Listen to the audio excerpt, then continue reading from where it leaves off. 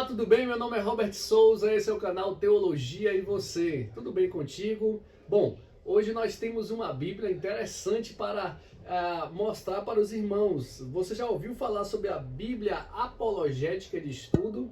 Essa daqui já está bem usada, olha, até o nome dela já saiu um pouquinho. Mas é importante dizer a você que as Bíblias, elas precisam estar assim, tá? Um pouco gastas, lidas. Isso faz bem porque mostra que você realmente está comendo Bíblia, está aprendendo a palavra de Deus, tá bom?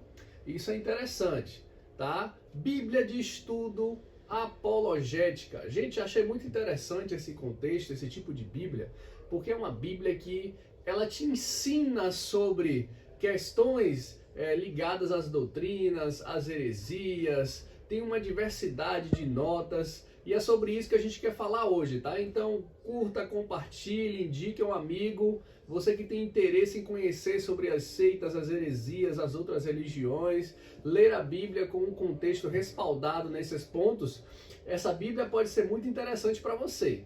Então, ela é uma edição revista e corrigida, publicada, né, pela imprensa brasileira, é claro, e uma de suas características é que a tradução dela é equivalência formal, né? Tem uma linguagem mais erudita, né? Ela foi elaborada em parceria com a ICP, né, que é o Instituto Cristão de Pesquisas, e que é uma referência também no país nessa questão de apologética, das seitas, heresias, as religiões, e tudo que você precisar nessa área, eles têm muita coisa.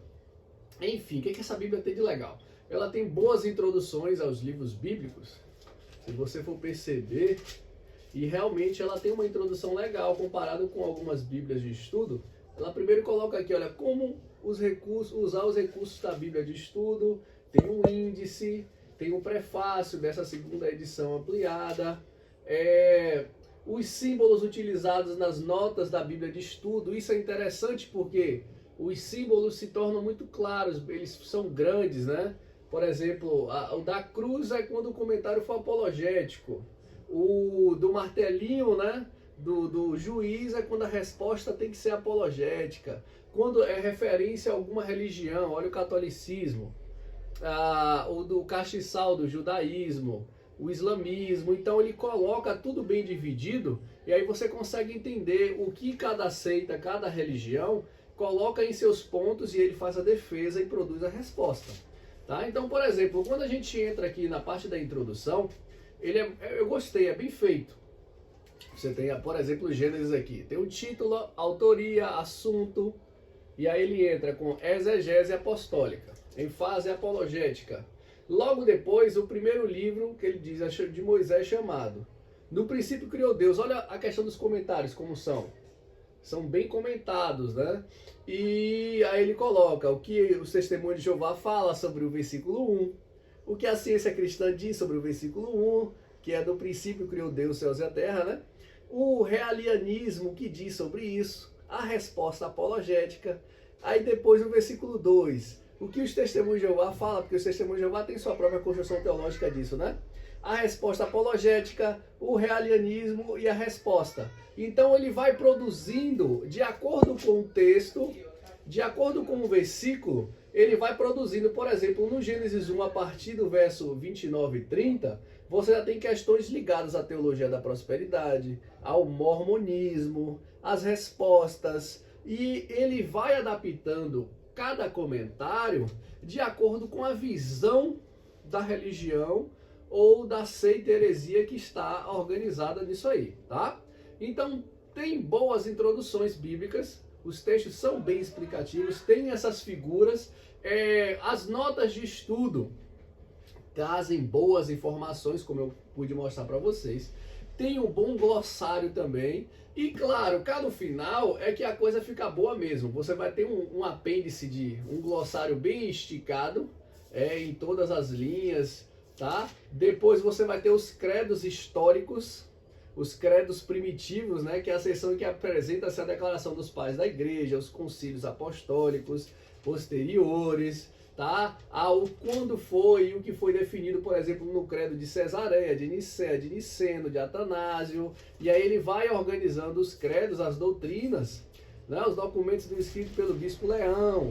Vem a questão dos patriarcas também. O que os patriarcas, por exemplo, Clemente de Roma, Inácio de Antioquia, Justino Marte, Irineu, o que eles colocaram, né? São 12 pais, 12 patriarcas. O que eles colocaram para a igreja primitiva?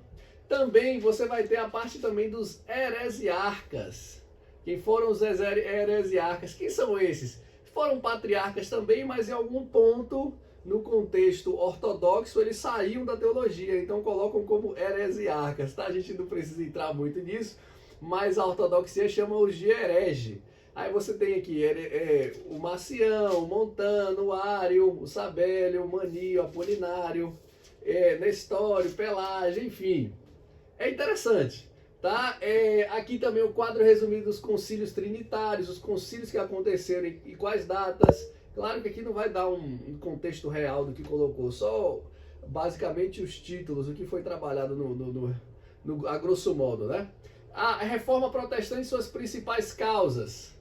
Os historiadores protestantes, os historiadores concílios romanos, os historiadores seculares. Ele faz um bom trabalho aqui na questão da reforma, dos concílios trinitários, né, e cristológicos. Logo depois apresenta-se as 95 teses de Lutero.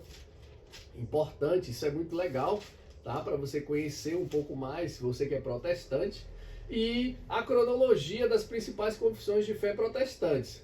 O Catecismo Menor, o Maior, a Confissão de Augsburg, a Apologia de Confissão, Confissões Helvéticas, enfim.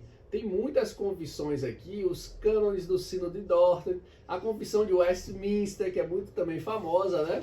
Então, fora isso, você tem os estudos de hermenêutica, tá? Que as seitas não possuem, segundo a linhagem deles, princípios hermenêuticos, né? Que interpretam a Bíblia de forma correta, tá? E se interpreta a partir de sua conveniência. Então ele vai colocar aqui um conjunto de regras hermenêuticas de como se interpretar, de compreender.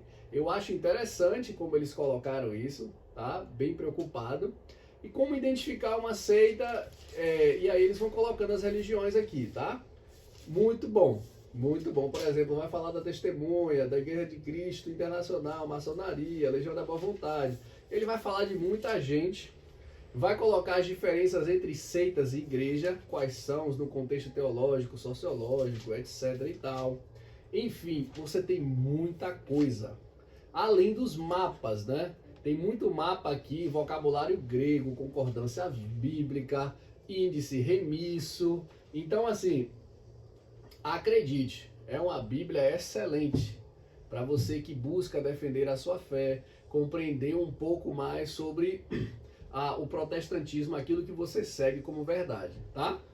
Então quero dizer que super indico essa Bíblia, tá? E quem gostou, curte aí, compartilha, procure um pouco mais sobre ela, garanto que você vai se surpreender com as questões teológicas e de defesa que ela tem, tá bom? Então um grande abraço a todos aí e até a próxima.